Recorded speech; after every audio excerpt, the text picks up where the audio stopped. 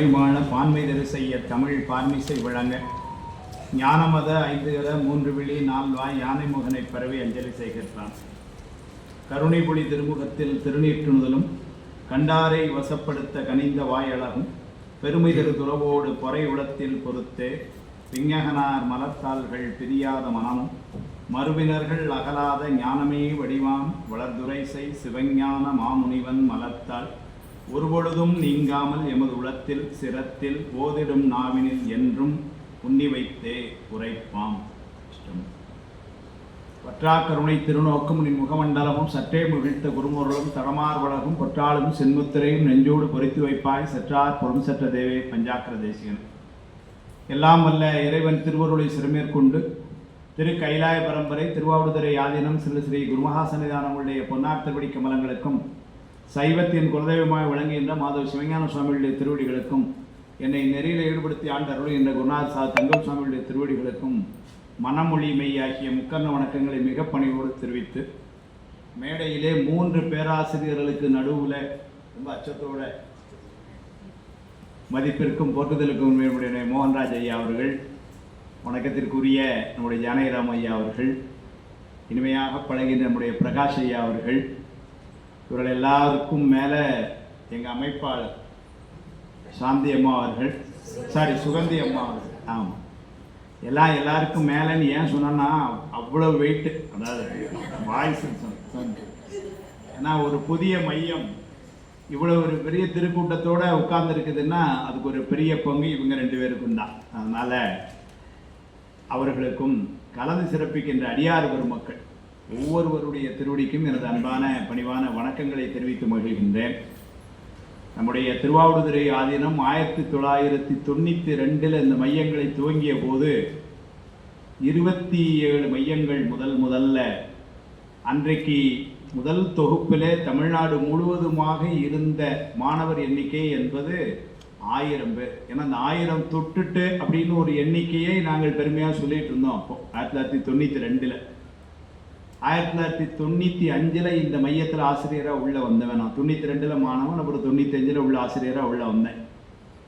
இன்றைக்கு இந்த மையங்களுடைய வளர்ச்சி எவ்வளவு என்று சொன்னால், புதியதாக வந்திருக்கின்ற இந்த மையம் பல்லடம் அருள்புரம் மையத்தோடு கிட்டத்தட்ட 135 மையங்களாக இன்றைக்கு வளர்ந்திருக்கிறது. ஒவ்வொரு தொகுப்பிலும் இன்றைக்கு கிட்டத்தட்ட 10,000 மாணவர்கள் பயிலுகிறார்கள். அப்படி ஒரு சின்ன ஒரு கணக்கு போட்டு பார்த்தா இன்றைக்கு கிட்டத்தட்ட 1,00,000 பேருக்கு மேலாக, ஏன்னா இது கிட்டத்தட்ட 15 தொகுப்பாக நடந்து கொண்டிருக்கு, 1,00,000 பேருக்கு மேலாக சைவ சித்தாந்தம் பயின்றிருக்கிறார்கள். அதை 1,00,000 மனிதர்கள் அல்லது 1,00,000 பேர் என்று சொல்வதை விட 1,00,000 குடும்பங்கள் சரியான நிலைக்கு திசை திருப்பப்பட்டிருக்கின்றன. இன்னும் ஒருபடி மேலே சொன்னால் 1,00,000 ஆன்மாக்கள் சாதனையிலே சரியான முறையிலே புகுத்தி விடப்பட்டிருக்கிறார்கள். இதற்கெல்லாம் காரணமாய் இருப்பது என்று சொன்னால் நம்முடைய ஆதீனம் அப்பொழுது 23வது குருமகா சன்னிதானங்களும் தொடர்ந்து இப்பொழுது 24வது குருமகா சன்னிதானங்களும் இதை அமைத்து நமசிவாயமூர்த்திகளுடைய திருவருளினாலே இந்த மையங்கள் இவ்வளவு சிறப்பாக ஆண்டுக்காண்டு பெருகிக்கொண்டே இருக்கின்றது. ஒவ்வொரு முறையும் புதிய புதிய மையங்கள் தோன்றும் பொழுதெல்லாம் நாங்கள் மகிழ்ச்சி அடைகிறோம். ஏனென்று சொன்னால் இது இந்த மையத்தினுடைய ஒரு வளர்ச்சி என்கின்ற எண்ணம் இல்லை. இது அரசியல் மாநாடு இல்லை. அதனால் நிறைய இடங்களில் மையம் துவங்குவதும் நிறைய உறுப்பினர் எண்ணிக்கையை காட்டி மகிழ்விப்பதும் என்பது அல்ல. ஆனால் பெருமானை பல வகையிலும் போற்றி துதிக்கின்ற நாம் அதை தக்க முறையிலே வழிபாடு என்பது எவ்வாறு செய்ய வேண்டும் என்பதும், வழிபாடு செய்வதனால் பலன் யாது என்பதும், இவ்வளவு காலம் அந்த முறையான வழிபாடு செய்ய இயலாமைக்கு யாது காரணம் என்பவனை போன்ற செய்திகளை எல்லாம் சிந்தித்து அறிந்து கொள்வதற்கு உரிய பாடத்திட்டம் இந்த சைவ சித்தாந்தம். 3 பேராசிரியர்களுக்கு மத்தியில் எனக்கு என்ன சொல்றதுன்னு தெரியல, கொஞ்சம் ஒரு பயம் இருக்கு. புதிய மையம், பழைய மாணவர்கள், அப்படிதான் பார்க்கிறேன். அதற்கு காரணம் மூத்த ஆசிரியர். அதனால் அப்படி ஒரு தொகுப்பு இங்கே துவங்குவதில் ஒரு பெரிய மகிழ்ச்சி. ஆதீனத்திலே ரொம்ப காலம் தொடர்புடைய அல்லது கிட்டத்தட்ட 30 ஆண்டு காலம் அங்கு ஆசிரியராகவே இருப்பதனால அதை நாங்கள் இந்த தருணத்தை மிகுந்த மகிழ்ச்சியுடையதாக மிக பெருமையானதாக கருதுகிறோம். அதற்கு காரணமாக இருக்கின்ற அனைவருடைய திருவடிகளுக்கும் என்னுடைய அன்பையும் நன்றியும் வாழ்த்துக்களையும் முதல்ல பரிமாறிக்கொள்கிறேன். ஒரே ஒரு செய்தியை மட்டும் சொல்லிக்கொள்ள விரும்புகின்றேன். விரிவாக அவர்களெல்லாம் பேசுவார்கள். இது நான் தப்பிக்கிறது வழியும் கூட விரிவாக பேசுவாங்கன்னு சொல்லிட்டேன். ஏன் சைவ சித்தாந்தம் பயில வேண்டும்? ஏன்னு சொன்னால் திருமுறைகளை நாம் முறையாக கற்றுக்கொண்டிருக்கின்றோம். திருமுறைகளை ஆங்காங்கு கோயில்களில் பாடி மகிழ்கிறோம். ஓதுவாமூர்த்திகள் வாயிலாக கேட்டு மகிழ்கிறோம். இங்கே இருக்கின்ற பேராசிரியர்கள் எல்லாருமே பெரிய புராணத்தை சொல்ல நம்ம கேட்கக்கூடிய ஒரு வாய்ப்பு நமக்கு அமைந்திருக்கிறது. இதெல்லாம் இதுவே போதுமே, ஏன் இதுக்கு மேலே இன்னொரு சைவ சித்தாந்தம்னு ஒன்றை எடுத்து அதுலேயும் சில பேர் சொல்கிறாங்க அது ரொம்ப டஃப்பாக இருக்கும், ஒன்றும் சரியாக புரியாதுன்னு வேற, அதில் ஏன் போட்டு அந்த முயற்சியில் தடுமாறிட்டு அப்படின்னு ஒரு கேள்வி இயற்கையாக வரும். திருமுறைகளும் சாத்திரங்களும் நமக்கு 2 கண்கள் போல.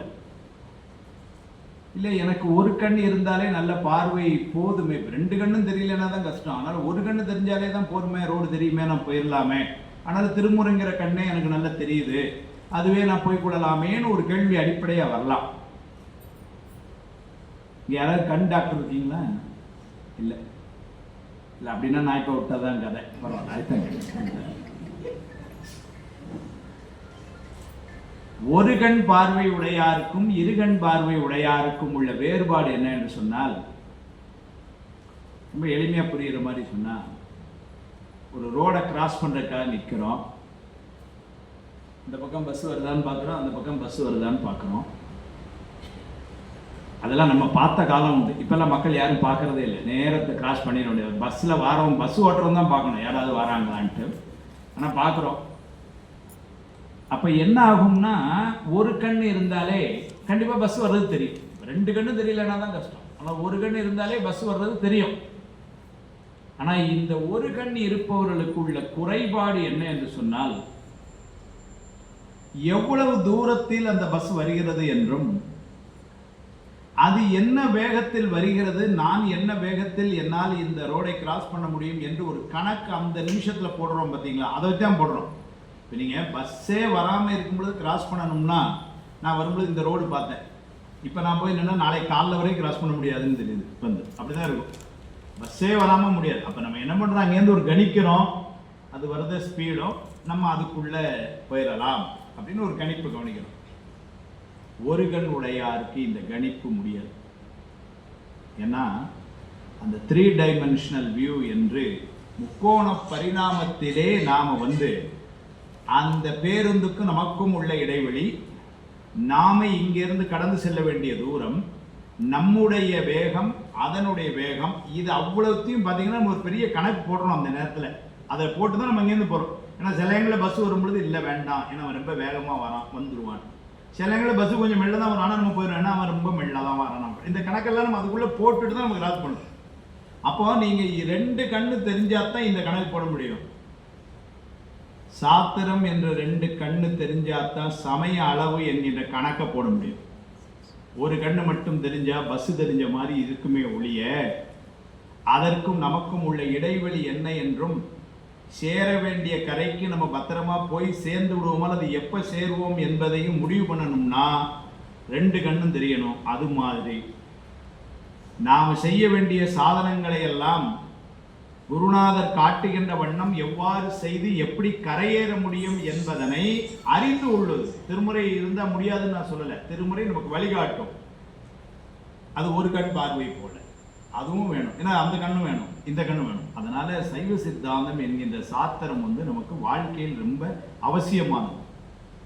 அது இந்த நாளைக்கு ஏதோ முக்தி நெறி போறதுக்கு, அவனுடைய திருவடியில சென்று அடைவதற்கு இந்த சைவ சித்தாந்தம் வேண்டும் அப்படின்னா சில பேர் என்ன நினைப்பாங்கன்னா, சார் அதுக்கெல்லாம் ரொம்ப நாள் இருக்கு சார், நீங்கள் வேற இப்போமே போய் நாங்கள் முக்தி நெறி பெறதுக்கெல்லாம் எதுக்கு இன்னும் பேச போகிறோம், இப்போ வயசே நம்ம சுகந்தியக்கா மாதிரி 30 தானே ஆகுது, என்ன போட்டு தள்ளி அப்படின்னு சொல்லி சிலருக்கு அந்த கேள்வி வரும் இல்லைங்களா. இந்த வாழ்க்கையில் சைவ சித்தாந்தம் எவ்வாறு பயனளிக்கிறது?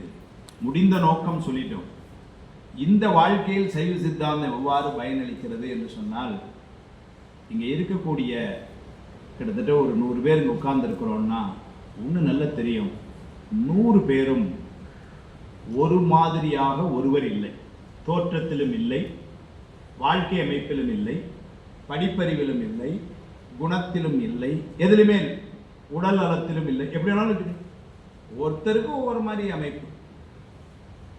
இந்த மாதிரியான ஒரு வித்தியாசமான இந்த ஒரு அமைப்பு பொதுவா நமக்கு ஏன்னா இந்த உலகத்துல நம்ம செய்யக்கூடாது அப்படின்னு நினைச்சுக்கிட்டு ஆனால் செய்யற ஒரு விஷயம் என்னன்னா, பிறரோடு ஒப்பிட்டு பார்க்கிறது. அவங்களாம் இப்படி நல்லா படிச்சிருக்கிறாங்களே, நான் மட்டும் நான் என்னைக்கு ஜானகிராம் ஐயா மாதிரி படிப்பேன்னு தெரியலையே இப்படின்னு நினைச்சிட்டு படிக்காமலே வந்துருக்கிறது. என்னைக்கு என்னாலெல்லாம் மோகன்ராஜ் ஐயா மாதிரி பேச முடியும்னு தெரியல அப்படின்னு நான் எப்படி உட்காந்துட்டே இருந்தேன். நான் பேச போறதே இல்லை. என்னைக்கு நாங்கள் பிரகாஷ் ஐயா மாதிரி பெரிய புராணம் எடுக்க ஆரம்பிப்போம், சைவ சித்தாந்தமும் எடுப்போம், பெரிய புராணமும் எடுப்போம், அந்த நிலைக்கு நாங்கள் என்னைக்கு வருவோம் எங்களுக்கு தெரியல. இப்படி எல்லாம் இந்த ஒரு ஒப்பீடு செய்து செய்து செய்து என்ன ஆகி கொண்டிருக்கிறோம்னா, நம்மை நாமே ஆக்கபூர்வமாக புதியன ஒன்றை தெரிந்து கொள்வதற்கோ அல்லது நாம் முன்னேறுவதற்கோ நேரம் செலவழிக்காமல் இந்த சிந்தனையிலேயே கிளை இறங்கி போயிட்டு இருக்கு. அந்த ஒப்பீடுனால நிறைய நேரங்கள் என்ன பண்ணிக்கிறோம் அப்படின்னா, நம்ம ஒப்பீடு செஞ்சு நம்மை விட கீழா இருக்கிற ஒரு நேரத்தை பார்த்து நாம சந்தோஷப்பட்டுக்கிறோம்னா அது ரொம்ப குறைவு. நாம ஒப்பீடு செய்யறதுல நம்ம விட மேலான நிலை இருக்கிறவர்களை பார்த்து வருத்தப்படுவதுதான். ராத்திரி போனால் தூக்கமே வர மாட்டாங்க. அவங்கள நினைச்சுக்கிட்டு எனக்கு மட்டும் ஏன் இப்படி இருக்குன்னே தெரியலையே இல்லைங்களா? அப்படின்னா எனக்கு மட்டும் ஏன் இப்படி இருக்கு? இந்த யதார்த்தத்தை புரிந்து கொள்வதற்கு சைவ சித்தாந்தம் அவசியம். வாழ்க்கை என்பது என்ன என்கின்ற ஒரு யதார்த்தம், அதை முதல்ல புரிந்து கொள்ள முயற்சி செய்யும். சைவ சித்தாந்தம் சொல்லுகின்ற தத்துவங்கள்ல, வினை கொள்கையில பின்னாடி அதெல்லாம் வரப்போது பாடத்துல, இந்த பிறவில நம்முடைய அனுபவங்கள் எல்லாம் முந்தைய பிறவிகளில் நாம் செய்த செயல்களுடைய பலன் என்பதனை உறுதிப்பட முதல்ல ஏற்றுக்கொள்வோம். அப்ப என்ன ஆயிடும், பிறர் யார் மேலே எந்த வருத்தமும் வராது. நான் ஏன் இவங்க மேலே வருத்தப்படணும், நான் ஏன் அவங்க மேலே வருத்தப்படணும்? ஏன்னா இந்த செயல்கள் எல்லாம் இது நான் செய்த நிலைக்கு வந்ததுங்கிற ஒரு உறுதிப்பாடு இருந்ததுன்னு வச்சுக்கோங்க. பஸ்ஸில் போகிறோம், இப்போ நாங்கள் இங்கேருந்து எரிப்பு கோயம்புத்தூர் பஸ்ஸில் போகிறோம். இங்கே நான் பஸ் ஏறினா எப்படி கூட்டமாக தான் இருக்கும். அப்புறம் ஒரு மாதிரி தட்டு மாதிரி ஏதாவது ஒரு சீட்டு பிடிச்சி உட்கார்ந்தோம்னு வச்சுக்கிங்களேன், என் காலை மிதிக்கிறதுலே நேற்று புதுசாக பேட்டா செருப்பு வாங்கி போட்டு ஒருத்தர் பஸ்ஸில் ஏறுவார். இப்போ அவன் என் காலை மிதிச்சார்னா, சைவ சித்தாந்தம் படிக்கும் முன், சைவ சித்தாந்தம் படித்த பின், படிக்கும் முன் எப்படி இருக்கும் இல்லைங்க? நீங்களே சொல்லுங்கண்ணா. நீங்கள் ஒன்றும் போலிச்சலாம், நீங்கள் என்னமோ பஸ்ஸே போகாத மாதிரி ஆயிடும். அப்படிலாம் இல்லை இல்லைம்மா? என்ன சொல்லுவான்? கோவம். எப்படி கோவம் வந்து இடத்துல என்ன பண்ணுவீங்க? கோவம் வந்த உடனே என்னை காலை மிதிக்காதீங்க அப்படின்னு அவர் உடனே நான் மிதிக்கவில்லை அப்படின்னு. எவ்வளோ கோவம், எவ்வளோ பக்குவமான அதே ஆசிரியர் வழி நடத்துறது எப்படி எங்க வேணாலும் கோவம் வரும் அப்படின்னு ஆரம்பிப்பாங்க. அதே எனக்கே பயமா இருக்கும். ஆனால் இவங்க ஆசிரியர் எப்படி உருவாக்கி வச்சிருக்கிறவங்க, கோவம் வரும்னு சொல்லதை நான் அடிப்பேன் அடிப்போம் அப்படிங்கிற மாதிரி. அந்த சுண்டு வரல ஒரு மிதிச்ச உடனே நான் நிறைய பஸ்ஸில் பார்த்துருக்கேன். ஏன்னா நான் உங்களை மாதிரி பெரிய கார்லெல்லாம் பிரயாணம் பண்ணுறேன், பஸ்ஸில் போகிறேன். அதனால் உடனே இந்த ஆள் என்ன சொல்லுவார், யோ எடுத்த உடனே மரியாதை மிஸ்டர்னா அன்னைக்குதே, யோ கண்ணு என்ன புடவையில் வச்சுருக்கிறார். இப்போ அவருடைய பதில் என்னவா இருக்கும் தெரியுமா? உடனே ஏன் ஒழுங்கா உட்காந்தா நாங்கள் ஏன் மிதிக்க போகிறோம்? யோ நானும் டிக்கெட் வாங்கிட்டு தான் ஏறினேன், பார்த்தே ஒழுங்கா பேசு. இவர் இந்த பின் சீட்டில் நான்லாம் உட்காந்துருக்கோம்ல, போடுறான் அப்படி போட்டு. ஏன்னா எனக்கு கோயம்புத்தூர் வரைக்கும் பொழுது போகணும் பஸ்ஸில் வீடியோலாம் போடணும். அதனால் இது லைவாகவே இருக்குது, நல்லாவும் இருக்குது வீடியோவோட. அதனால் ஆடியோ வீடியோலாம் கிளியராக இருக்குது. போடு அப்படி போடு அப்படின்னு இதுலேயே போகிறதுக்குள்ளே கிட்டத்தட்ட வந்துடுது. சிங்கானூர் பஸ் ஸ்டாண்ட் வந்துடுது. சில நேரம் ரொம்ப ஆச்சரியமாக இருக்கும். சிங்கானூர் பஸ் ஸ்டாண்ட் அவங்க ரெண்டு இறங்கி பேசி கை பிடிச்சி டீ குடிச்சிருக்கோம். இது என்ன செட்டப்பா இல்லை என்ன நமக்கு புரியல. ஆனால் நீங்கள் அந்த சூழலில் ஒரு சின்ன சைவ சித்தாந்தம் படித்ததுனால ஒரு சின்ன அமைப்பு, ஏன் பெரியவரே கொஞ்சம் காலம் அப்படின்னு நம்ம சொல்லிட்டோம்னு வச்சுக்கிங்களேன், அவருடைய அமைப்பும் உடனே எப்படி இருக்கும்னா, ஐயோ மன்னிக்கணும் பார்க்கலங்க, இல்லை பரவாயில்ல முடிஞ்சு போச்சு. அப்போ அந்த சூழலையே அமைதிப்படுத்துறது எதுன்னா பின்னாடி இருக்கக்கூடிய இந்த கல்வி. சைவ சித்தாந்தம் அதைத்தான் தெரிகிறது. சுந்தேக்கா சொன்னாங்க, நான் வேடிக்கையாகவே சொல்லுகிறேன், நன்றாக தூங்குவதற்கு சைவ சித்தாந்தம் படியுங்கள் அப்படின்னு சொல்லி. அப்படின்னா வகுப்புல மத்தியானம் வந்து தூங்குறது இல்லை, அதை நான் சொல்லவே வேண்டாம். வந்து இல்லை, வாழ்க்கையினுடைய யதார்த்தம் என்ன என்று தெரிந்து கொண்டா கவலை இல்லை. நீங்க யாருக்கு தூக்கம் வராதுன்னு பார்த்தீங்கன்னா 2 பேருக்கு தான் அனிமே தூக்கம் வராது. உடல் நலம் சரியில்லைன்னு தூக்கம் வராது, இன்னொன்று மனநலம் சரியில்லைன்னு தூக்கம் வராது. பெரிய பணக்காரங்களாக இருந்தாலும் தூக்கம் வராது, ஏன்னா அதை பாதுகாக்கும். இப்போ எங்களுக்கெல்லாம் பணம் கொஞ்சமாக இருக்குது, அதனால் அது எங்களை பாதுகாக்குது. பணம் நிறைய இருந்ததுன்னு வச்சுக்கோங்க, நம்ம அதை பாதுகாத்துருக்கு. அலமாரில் வச்சுட்டு அலமாரி பக்கத்துலேயே கட்டு போட்டு படுத்தே இருக்கணும், தூங்க முடியாது வந்து இல்லைங்களா. அதனால் அப்போ என்ன ஆகுதுன்னா, வாழ்க்கை இப்படித்தான் அப்படின்னு நம்ம வந்து எடுத்துக்கொள்ளக்கூடிய ஒரு பக்குவத்துக்கு இது சொல்றது ரொம்ப எளிமை. ஆனால் அதை எப்படி கடைபிடிக்கிறதுன்னா அதுக்கு சைவ சித்தாந்தம் வழிகொள்கிறது. நாம் சார்ந்திருக்கிற இந்த சமயமானது நிறைய பெருமை உடையது. சைவ சித்தாந்தம் ஏன் பயில வேண்டும் அப்படின்னு சொன்னால், மிக பெருமைக்குரிய ஒரு சமயத்தை நாம் சார்ந்ததனால் மட்டும் சொல்லலை, தத்துவ ரீதியாகவும் அது அமையப்பட்டிருக்கிறது. இந்த தத்துவம் தன்னுடைய கருத்துக்களை எல்லாம் அறிவியல் பூர்வமாகவும் தர்க்க ரீதியாகவும் நிலைநிறுத்தி சென்றிருக்கிறது. ஆங்கிலத்தில் உள்ள அறிஞர் டாக்டர் தியோஸ் பெனார்ட் வந்து எழுதுறான் அதனுடைய அருமையை. நாம பின்னாடி வந்து படிப்போம், முதல் தொகுப்புனால பின்னாடி படிப்போம்னு சொல்றேன். மூத்த மாணவர்களாக இருக்கிறாங்க. 36 தத்துவங்கள் என்று படிக்கிறோம். 36 தத்துவம் மாயை அதில் என்ன சொல்லுவாங்க, எனக்கு அவ்வளோதான் தெரியாது, அவங்க சொல்லுவாங்க ஆசிரியர்கள்.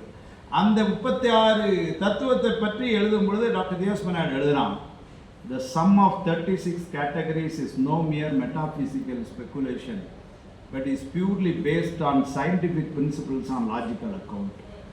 இந்த 36 தத்துவங்கள் என்பது சைவர்கள் வைத்த ஏதோ குருட்டு கணக்கு இல்லை.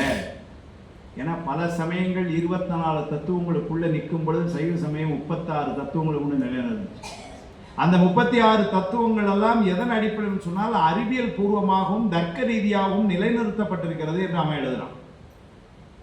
அதுதான் இந்த சமயத்தினுடைய பெருமை. இந்த சித்தாந்தத்தினுடைய பெருமை என்னன்னா, நம்முடைய கொள்கைகள் எல்லாம் நான் இப்படி சொல்லி இருக்கிறேன், நீங்க கேட்டு ஆக வேண்டும் என்று பின்னாடி அளவை இலக்கணத்தை சொல்ல ஆகமப்பமானம் சொல்லிற உரை அளவையில மட்டும் கொண்டு நிலைநிறுத்தல. இது சொன்னதெல்லாம் எங்க கொண்டு நிறுத்துறாங்கன்னா கருதல் அளவையிலும், ஏன் ஈவன் காட்சி அளவையிலும் கூட கொண்டு நிலைநிறுத்தப்பட்ட சமயம். அப்படின்னா என்ன அர்த்தம் அப்படின்னா, தன்னுடைய கொள்கைகளை தர்க்க ரீதியாக கொண்டு நிலைநிறுத்தி எல்லோரும் ஏற்றுக்கொள்ளுமாறு வந்து சொல்லக்கூடிய ஒரு சமயம். இந்த சமயத்தினுடைய சிறப்புகள் பல, அதனாலதான் அந்த சித்தாந்தத்தை படிக்கணுங்கிறோம். அதனுடைய சிறப்புகள் வந்து பலவா அமைந்திருக்கிறது. மிகவும் தொன்மையானது. எவ்வளவு தொன்மையானது அப்படின்னு சொன்னா, இன்றைக்கு ஒரு சமயம் என்று எடுத்துக்கொண்டா 1000 ஆண்டுகளாக இருக்கிறது, 2000 ஆண்டுகளாக இருக்கிறது. யூத சமயம், கன்ஃபியூசியஸ் சமயம், சமணம் போன்ற சமயங்கள் எல்லாம் 2000 ஆண்டுகளுக்கு முற்பட்டும் இருக்கிறது என்பதையெல்லாம் சொல்ற நாம சைவம் என்பதை என்ன சொல்கிறோம்னா, கால வரையறை கடந்து அனாதியாக எப்பொழுதும் உள்ள சமயம் என்று நிலைநிறுத்தும். அமெரிக்காவிலே கிராண்ட் கேன்யன் ஒரு பகுதி, அங்கே கொலராடோன்னு ஒரு நதி பாயுது. இது ஒரு மலை பிரதேசம். அந்த மலைக்குள்ள யார் இது வரைக்கும் இந்த முழுமையா போய் இப்போ வரைக்கும் போய் ஆராய்ச்சி செய்யணும். இந்த சுனிதா வில்லியம்ஸ் மேலே எங்கெல்லாம போயிட்டாங்க, இந்த காட்டுக்குள்ள இன்னும் போல. ஏன்னா அது அவ்வளவு அடர்ந்த காடு. 1945 வாக்கில் என்ன பண்ணாங்கன்னா, ஒரு டீம் வந்து உள்ள போனாங்க. அது ஒரு பெரிய வல்லுநர் குழு. அப்படின்னா காட்டுக்குள்ள போக தெரிஞ்சவங்க, வன விலங்குகளை கையாளக்கூடியவங்க, ஒரு பாம்பு பல்லி இருந்து அதுல இருந்து எப்படின்னா அட்டைப்பூச்சி இருந்து அதை மாதிரி தாண்டவங்க, அதில் கொஞ்சம் இந்த கம்ப்யூட்டர் எல்லாம் தெரிஞ்சவங்க, இப்படி எல்லாருமா சேர்ந்து ஒரு பலதரப்பட்ட குழு, ஒரு பெரிய டீம், டாக்டர்ஸு எல்லாருமே சேர்ந்து உள்ளே போய் அது என்னதான் இருக்குன்னு பார்க்கணும்னு கொஞ்சம் தூரம் போனாங்க. அங்கே போகும் பொழுது என்னாச்சு, கொஞ்சம் உள்ள ஒரு அடர்ந்த காடு இப்படியே உள்ளே போகும் பொழுது அங்கே உள்ள வந்து ஒரு பெரிய கல் சுவர் மாதிரி ஒரு சுவர் மட்டும் இப்படி இருக்கு. அது என்னன்னே தெரியலன்னு அதை தாண்டி அதுக்கப்புறம் புல்லு முதல்லாம் தாண்டி உள்ளே போய் பார்த்தா அவங்களுக்கு அது என்னன்னு தெரியாது. என்ன பண்ணாங்க, ஒரு சிலிண்டரிக்கலா ஒரு உருளை வடிவிலே ஒரு பெரிய கல் இருக்குன்னு எடுத்துட்டு வந்தாங்க வெளியே. சிலிண்டரா இருக்கிற கல்ல நமக்கு தெரியும் என்னது, சிவலிங்கம். அங்கேருந்து எடுத்துட்டு வந்தாங்க. எடுத்துட்டு வந்து அதை என்ன பண்ணாங்க, தற்கால அறிவியல் முறைப்படி இது எவ்வளவு காலம் பழமையானது என்று பார்க்கலாம். அதுக்கு கார்பன் மெத்தடுன்னு அதை வச்சு பார்க்கலாம். அதை மாதிரி வந்து என்ன பண்ணாங்க, பரிசோதனை கூடத்தில் கொண்டு வந்து அதை வச்சு எவ்வளவு காலம் உட்பட்டதா இருக்கலாம், இது ஒரு 500 ஆண்டுகள் 1000 ஆண்டுகள் உட்பட்டதா இருக்குமோ என்று பார்த்து எல்லாருடைய பெரிய ஆச்சரியத்துக்குள்ள செய்தி, அது 10,000 ஆண்டுகளுக்கு முற்பட்டு செய்யப்பட்ட சிவலிங்கம் என்று கண்டுபிடித்தார். இந்த செய்தி வந்து என்னன்னா, அன்றைக்கு 1945 அமெரிக்காவிலையும் லண்டன்லையும் நியூஸ் பேப்பர்ல போட்டாங்க. செய்தி வந்திருக்கு, பதிவா இருக்கு, அதுல ஒன்றும் மறைக்கிறதுக்கெல்லாம் ஒன்றும் இல்லை. அப்ப அமெரிக்காவிலே 10,000 ஆண்டுகளுக்கு முன்னால் சிவலிங்க வழிபாடு இருந்திருக்கிறதுன்னு சொன்னால் 2 செய்தி நமக்கு தெரியுது. ஒன்று, நம்ம சமயம் எவ்வளவு தொன்மையா இருந்திருக்கு ஒன்று, இன்னொன்று உலகம் பூரா இந்த சமயம் தான் இருந்திருக்கு. அமெரிக்காலே அந்த வழிபாடு தான் இருந்திருக்கு, அது தெரியுது நமக்கு. அவ்வளவு பழமையான ஒரு சமயம், அதனுடைய சித்தாந்தத்தை படிக்கிறோம். அறிவியல் பூர்வமானதுன்னு சொல்லிட்டேன், தர்க்க ரீதியானதுன்னு சொன்னேன், பழமையானதுன்னு சொன்னேன். இந்த 2 செய்தி அதை சொல்லிட்டு 5:30 நிறைவு செஞ்சுருவேன். 2 செய்தியாக, ஒன்று, இந்த சமயம் மாற்று சமயங்களை எல்லாத்தையும் அரவணைத்து எடுத்துட்டு போற ஒரு சமயம். நாம நம்ம சமயத்தில் கண்டன நூல்கள்லாம் செய்திருக்கிறோம், இல்லைன்னு சொல்லலை. மறுத்து பேசி இருக்கிறோம், இல்லைன்னு சொல்லலை. பரபக்கம் பாடி இருக்கிறோம், இல்லாம இல்லை. ஆனா அதனுடைய நோக்கம் எல்லாம் என்னன்னு சொன்னால், அந்தந்த சமயத்தை அந்தந்த நிலையிலே வைத்து அவருடைய தத்துவம் என்ன என்பதை நமக்கு காட்டுவது, அவ்வளவுதான். நமக்கு யாரையும் கண்டனம் பண்றது, குறை சொல்றதே கிடையாது. எல்லாரையும் அரவணைச்சு போறதுதான் நம்முடைய சமயமே. அதுதான் இந்த சமயத்தினுடைய சிறப்பு. இது ஆகும் அது அல்லது என்னும் பிணக்கது என்று நீதியினால் இவை எல்லாம் ஓரிடத்தை காண நின்றது யாதொரு சமயம் அது சமயம். சிவஞான சித்தியார் அதே தான் திருமுறையும் சொல்லிச்சு. விரிவிலா அறிவினார்கள் வேறொரு சமயம் செய்து எரிவினால் சொன்னாரே எனும் எம்பிரார்க்கு ஏற்றதாகும். அப்புறம் சமயம் திருப்பெருவெழுத தேவார். விரிவிலா அறிவினார்கள் வேறொரு சமயம் செய், சைவத்துக்கு மாறா வேற ஒன்று போய் செஞ்சு அப்படி ஒன்று அமைச்சா கூட அதுவும் என்னன்னா எம்பிரார்க்கு ஏற்றதாகும். ஏன்னா சுவாமிக்கு தெரியாம ஒரு சமயம் வந்திருக்குமா? கடவுளே இல்லைன்னு ஒரு சமயம் சொல்றான், அது சுவாமிக்கு தெரியாம வந்திருக்குன்னு சொல்ல முடியுமா? சுவாமி ஏதோ 10 நாள் லீவில் போயிருந்தார் சார், அன்னைக்கு புசுன்னு ஒன்று துவங்கி விட்டாங்க சுவாமி சொல்ல இல்லை இல்லை தெரிஞ்சது சார், அவருக்கும் தெரிஞ்சது, தடுக்க முடியல, அவருக்கு மெஜாரிட்டி இல்லை அப்போ அந்த நேரம் அப்படின்னு சொல்லிட முடியுமா? அவருக்கு இல்லை. அவருடைய முடிவில் ஆற்றலுக்கு இலக்கா போயிடும். தெரியலை அப்படின்னு சொன்னால் அவருடைய முற்று உணர்வுக்கு இலக்கா போயிடும். அதெல்லாம் இல்லை. அப்போ அதெல்லாம் செஞ்சாங்க. ஏன் செஞ்சாங்க? இன்னைக்கு எவ்வளோ சமயம் கடவுள் சுவாமி இல்லைன்னு சொல்ல இருக்கிறான், சிவபெருமான கடவுள் இல்லைன்னு சொல்ல சமயங்கள் இருக்கு, எவ்வளோ சமயங்கள் இருக்கு. இதெல்லாம் யாரு ஏற்படுத்தினான்னு? சுவாமி தான் ஏற்படுத்தினார். என்ன காரணம்னு? அவர்கள் பக்குவத்தில் அவர்கள். நீங்க ஒரு பள்ளிக்கூடத்துக்கு போறீங்க, உங்க பிள்ளைய கொண்டு அட்மிஷன் போடுறது, அந்த ஸ்கூல்ல முடிவு வந்து ஹையர் செகண்டரி முடிஞ்சா வெளியே வரும். அது எங்க இருக்குன்னா 1ஆம் கிளாஸ் வந்து 12ஆம் கிளாஸ் வரைக்கும் இருக்கு. அந்த வகுப்புலேயே சேர்த்துட்டா நடுவில் திரும்ப 6ஆம் கிளாஸ் கூட 10ஆம் கிளாஸ் 11ஆம் கிளாஸ் போக வேண்டாம், இங்கே நல்ல பள்ளிக்கூடம் அப்படின்னு மட்டும் சேர்க்குறீங்க. என்ன திட்டம்? இன்னும் 12 ஆண்டுகள் அவன் இந்த பள்ளிக்கூடத்தை படித்து நல்லபடியாக +2 முடிச்சுட்டு வந்தான்னா அப்புறம் அவன் விரும்புகிற படிப்பெடுத்தால படிக்கிறதுக்கு அனுப்பலாம். இப்போ நீங்கள் அந்த ஹெட் மாஸ்டர்கிட்ட போய் எல்லாம் டீட்டெயிலாம் கேட்குறீங்க. இப்போ உங்களுக்கு நல்லா தெரியும், 12ஆம் கிளாஸ் முடிச்சுட்டு நேரானது ஹெட் மாஸ்டர், சார் நேராக அந்த 12ஆம் கிளாஸ்லேயே சேர்த்துட்டீங்கன்னா அதுக்கு எவ்வளோ ஃபீஸோ நான் கொடுத்துட்றேன் அப்படின்னு நம்ம சொல்ல முடியுமா? இல்லை. அப்போ ஏன் அந்த வகுப்பு 1ஆம் கிளாஸ் வச்சு 2ஆம் கிளாஸ் வச்சு 3ஆம் கிளாஸ் வச்சுருக்காங்கன்னா அவர் பக்குவத்துக்கு தக்கவாறு 1ஆம் கிளாஸ் அணில் ஆடு இலை அந்த காலத்தில் இப்போ மம்மி தம்பி அதெல்லாம் வந்து படிக்கிற இதில் வந்து அப்படி 2ஆம் கிளாஸ் வந்து 3ஆம் கிளாஸ் வந்து 5ஆம் கிளாஸ் வந்து அப்படி வந்து கூப்பிட்டு போனாங்கல்ல. அதை மாதிரி சுவாமி சமயங்களை விட்டு வச்சிருக்கிறான். ஒவ்வொரு சமயமா வச்சு வச்சு வச்சு கொண்டு வந்து கடைசியில் எங்கே கொண்டு வந்து சேர்த்தான்னா சைவ சமயத்தை ஒன்று சொல்லணும். வாழ்வெனும் மையல் விட்டு வறுமையாம் சிறுமை தப்பி தாழ்வெனும் தன்மையோடும் சைவமாம் சமயம் சாரும் ஊழ்வரல் அரிதுன்னு அங்கே கொண்டாந்து சேர்க்குறான். அப்போ நம்ம அங்கே இருந்து தான் நம்ம இங்கே வந்திருக்கோம் அப்படின்னா அவர்களை நம்ம இழுக்கா சொல்றதுல நமக்கு என்ன ரைட்? ஒன்று, அங்கே இருக்கவங்களாம் நாளைக்கு எங்கே வரப்போகிறாங்கன்னா இங்கே வரப்போகிறாங்க, சாமி கொடுக்குற போகிறோம் நமக்கு. அதனால் நாம் எந்த சமயத்தையும் பிணக்கா நினைக்காம அவங்கள எல்லாத்தையும் அரவணைச்சு போகக்கூடிய ஒரு அமைப்பு. உலகம் நாளைக்கு ஒரு வேளை இந்த உலகம் முழுவதும் சைவ சித்தாந்திகள் ஆயிட்டாங்கன்னா உக்ரைன் போர் ஒரே நாளில் முடிஞ்சு. அந்த முயற்சி தான் இன்னைக்கு, அதுவும் சுவாமி திருவருள் அப்படியே எடுத்துட்டே போகிறான் பக்கம். இது ஒரு பெரிய பெருமை இந்த சித்தாந்தத்துக்கு. கடைசியாக ஒன்றே ஒன்று என்னன்னா, இந்த சமயம் தான் ஏற்று பின்பற்ற வேண்டிய நெறிமுறைகள்லாம் பார்த்தீங்கன்னா மிக எளிமையாக பின்பற்றுவதற்கு எளிமையாக அமைத்தது நம்முடைய சமயம். இந்த சைவ சமயத்தினுடைய ஒரு பெரிய சிறப்பு என்னன்னு சொன்னால், சமய நெறி ஒன்று வாழ்வியல் நெறி ஒன்று என்று இரண்டாக இல்லை. பிற இடங்கள்லாம் எப்படி இருக்கும்னா சமய நெறின்னு ஒன்று இருக்கும், வாழ்வியல் இருக்கும். நம்முடைய வாழ்வியல் நெறி அப்படின்னு கேட்டால் என்ன சொல்லுவோம்?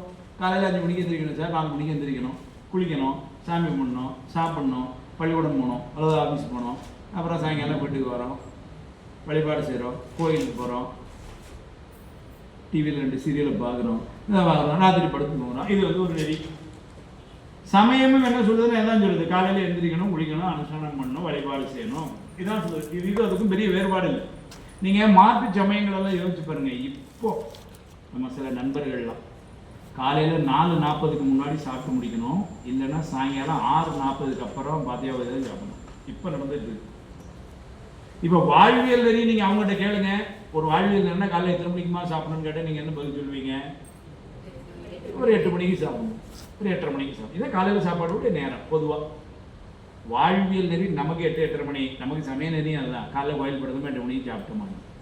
அவங்களுக்கு வாழ்வியல் நெறி 8 மணி, சமய நெறி என்ன சொல்றது காலையில் 4:30 மணி. வித்தியாசம் பார்த்தீங்களா?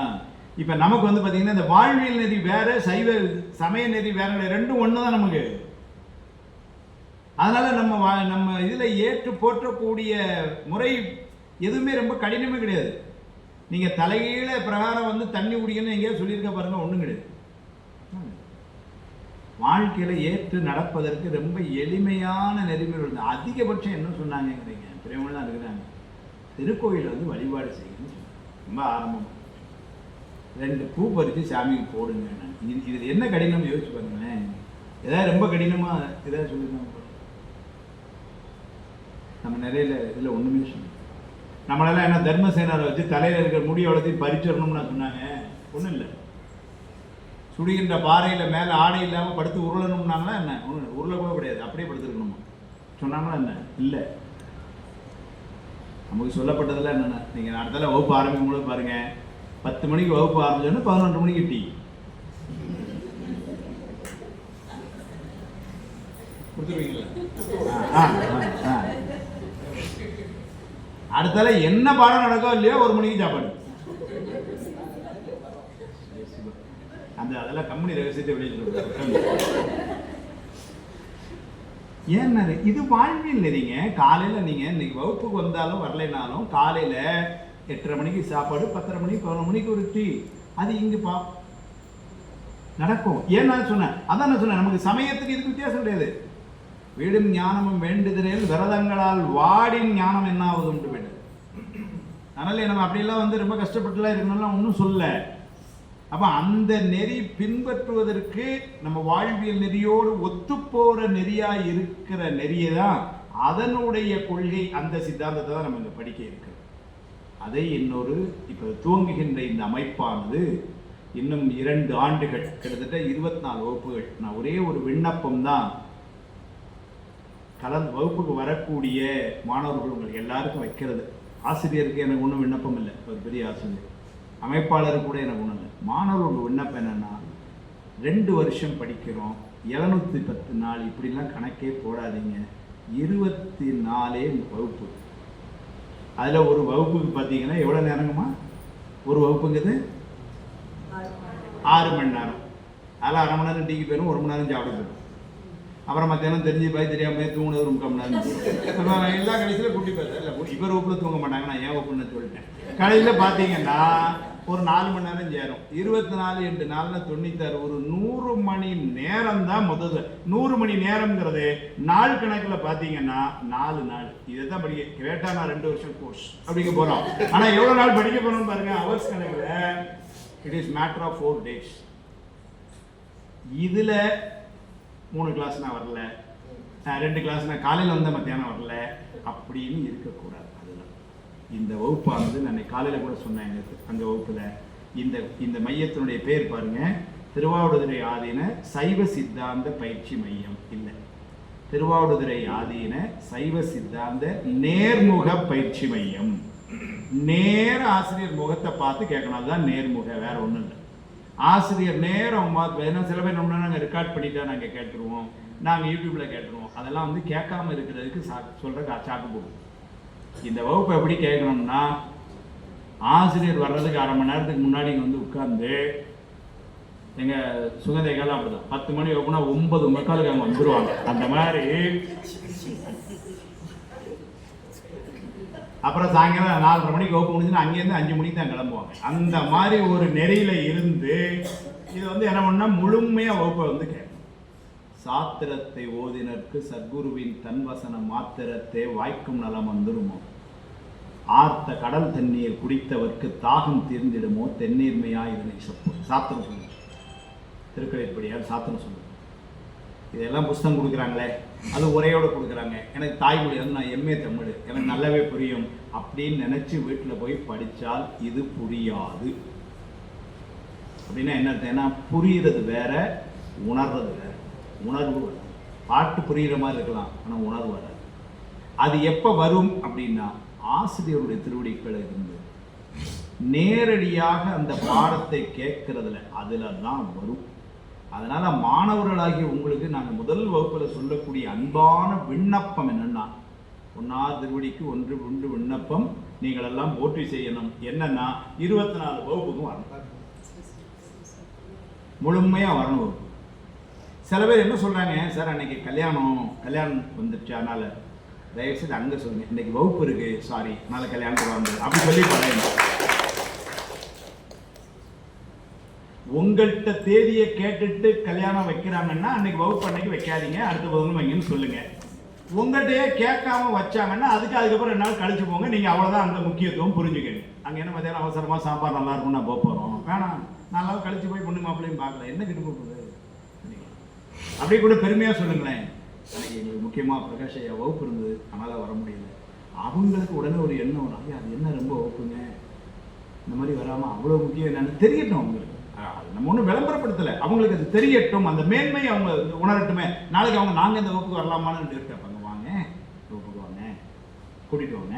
அதுதான் வந்து அதனால மாணவர்களுக்கு விருப்பம் அன்பான விண்ணப்பம் என்னன்னா, தயவு செய்து கிளாஸை மிஸ் பண்ணாதீங்க.